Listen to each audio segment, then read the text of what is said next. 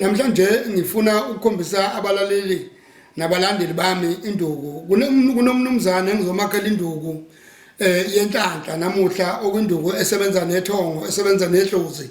Engewona umthwalo kodwa engeyenhlahla edonsa imali, edonsa umsebenzi. Uma uthi awusebenzi kamlungu iyavula umsebenzi usebenze, mangukuthi unamabhizinisi iyavula amabhizinisi avuleke, asebenze, iyavula nenhlahla, ivulele nemali, ikuvulele zonke izinto osuke uyidinga empilweni yakho. Ngakho ke namhlanje le nduku ngizofuna ukukhombisa abalaleli bami bayibone, kodwa angizukumveza umnikazi wale nduku engimenzela yona, ngizoveza nje induku yodwa kuphela abalaleli bese beyabona ukuthi cha nansi le nduku uyayenza umntaka Madola Zinjojo, le nduku umntaka Mpanza. Mina ke ngizalwa indoda uMadola Zinjojo uScrooge Jebu ukandale nje ndayo komntu uvukonkote usanda neswe, yona indoda engizalayo le nokuyona indoda engumnikazi wezinto njengoba ngiphethe isikhwama nje, isikhwama sayo sale ndoda endala. Ngakho ke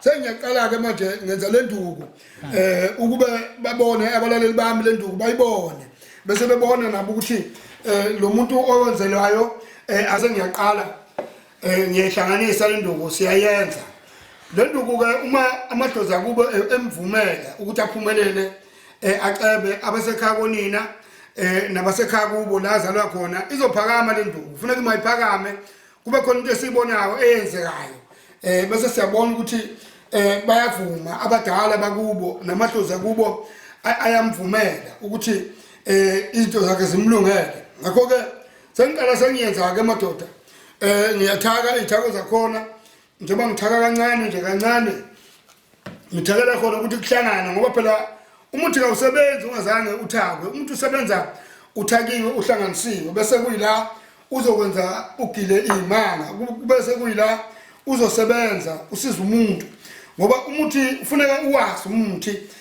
Umuthi ufuna ungakhulume, umuthi ma usebenzisa nje sebenzisa umuthi okhulumayo. Ngiyayithela manje lezi insizi la ngiyihlanganisa ukube siyikhulumise zisize le ndoda engifuna ukuyisiza namhlanje la phakathi kwesimo salomuzi wakwaMpanza. Ngithi namhlanje ngiyamsiza ke lo mnumzane, ngifuna aphumelele, abuye ezosho futhi naye ukuthi uphumelele futhi nento zakhe zimlungele.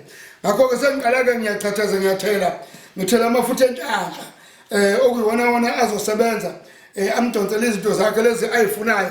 Ngiyawathela eduze kwalezi insizi naseduze kwalempepho, bese siyamcelela bese yasukuma le nduku iveze ukuthi ikhona. Kumanje sengithela awogcina ke manje, awogcina la sengiwathela, bese ngiconsisela isigubhu okusona isigubhu esukhiye esiphethe umsebenzi. Awugcina la engiwathelayo, ngiconsisela isigubhu manje, ngiconsisela amafutha okugcina. Sengiconsisela isigubhu ke bese ngiyabacela amadoda aphakame, njengamanje sengiconsisela isigubhu ke manje.